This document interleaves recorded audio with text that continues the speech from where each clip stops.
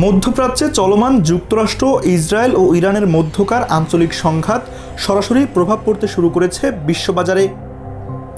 জ্বালানি তেলের দাম বৃদ্ধি, পণ্য পরিবহনে ব্যয় বেড়ে যাওয়া এবং সরবরাহ ব্যবস্থায় বিঘ্নের কারণে গেল মার্চ মাসে বিশ্বজুড়ে খাদ্যপণ্যের দাম উল্লেখযোগ্য হারে বেড়েছে।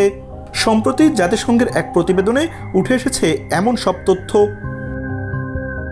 প্রতিবেদনে বলা হয়েছে, জাতিসংঘের খাদ্য ও কৃষি সংস্থার প্রকাশিত বৈশ্বিক খাদ্যমূল্য সূচক অনুযায়ী মার্চ মাসে খাদ্যদ্রব্যের দাম বেড়েছে 2.4%। এর ফলে টানা দ্বিতীয় মাসের মতো ঊর্ধ্বমুখী থাকল বৈশ্বিক খাদ্যমূল্য। এর আগে টানা 5 মাস নিম্নমুখী থাকার পর ফেব্রুয়ারিতে প্রথমবারের মতো এই সূচকে ঊর্ধ্বগতি দেখা যায়। খাদ্য ও কৃষি সংস্থার এই সূচকটি নির্ধারণ করা হয় শস্য, চিনি, মাংস, দুগ্ধজাত পণ্য এবং ভোজ্য তেলের আন্তর্জাতিক দামের ভিত্তিতে। প্রতিবেদনে বলা হয়েছে, মার্চ মাসে ভোজ্য তেলের দাম বেড়েছে 5%। সবচেয়ে বেশি মূল্যবৃদ্ধি হয়েছে চিনিতে প্রায় 7%। পাশাপাশি গমের দাম বেড়েছে 4.3%।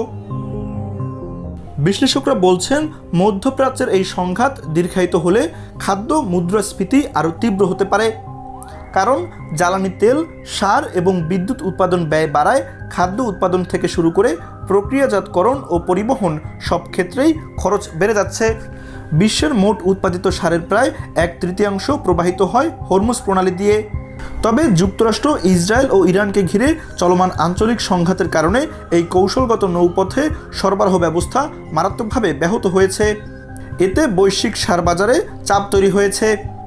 জাতিসংঘের পূর্বাভাস বলছে, এই সংকট অব্যাহত থাকলে 2026 সালের প্রথমার্ধে বিশ্ববাজারে খাদ্যপণ্যের দাম আরও 15 থেকে 20% পর্যন্ত বাড়তে পারে।